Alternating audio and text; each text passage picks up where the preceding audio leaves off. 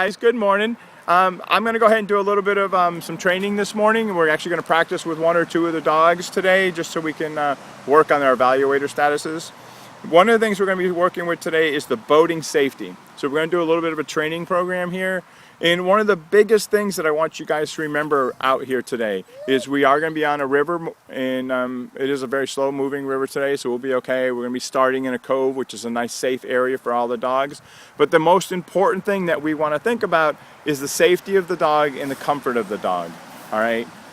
Most of our dogs do a lot of different things and will probably be okay.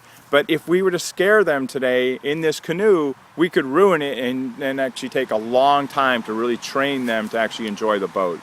So the most important thing is making sure the dog feels safe, and we're going to proceed slowly. Okay. Everybody here, their dog can swim, correct? Yes. Yep, and we do have two of the dogs with safety vests on today, so when we're canoeing, and so that's actually very nice also. All right. You can feel free during the training sessions to treat as much as you need to. When we actually go for some of the testing, you won't treat, but for training purposes, getting in and out of the boat, don't be afraid to treat as much as you want, okay? And you can practice each step as many times as you want. It's not like we have to run through this all at once. You can take it nice and slow, all right? Training, realistically, could take more than one trip. You may be practicing today and things may not go really well, and it may take more than one time to actually fully train this.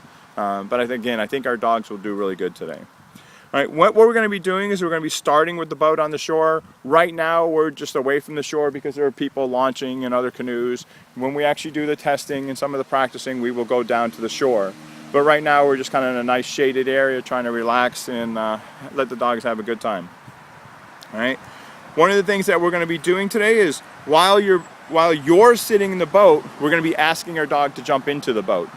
All right, and we can practice that here in this nice safe environment. And then later on, we'll put it on the shore and then ask our dogs to jump into the boat.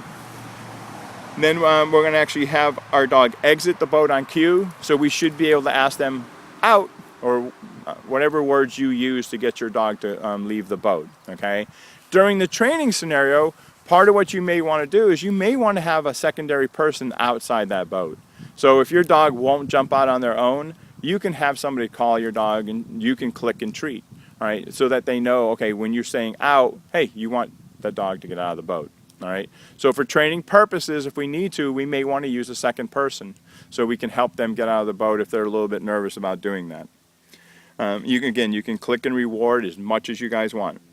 Then we're going to be practicing to stay with the boat on the shore with you off the boat. All right. Again, feel free to treat your dog for a sit stay, because what we're going to be working on is sit stay. Okay. And all of this, everybody here has been practicing sit stays for a long time. So when you're doing this and you first put your dog in a sit stay, I don't expect, unless your dog can do it, and they may be able to do it, but if they're a little bit nervous and they don't want you walking away, you can come back in during that sit stay and treat as much as you want. All right. We're not in the testing phase here. This is just practice. So just get your dog comfortable with that and click and treat for those as many stays as you want. All right. And you can slowly start to walk away from the boat. You get 5 feet away, 10 feet away, which exceeds the testing standards.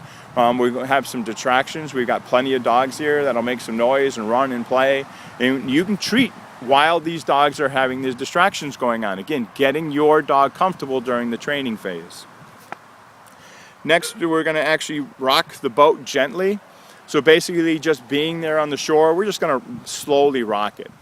Same scenario in the training phase. You can treat, make your dog feel comfortable being inside that boat.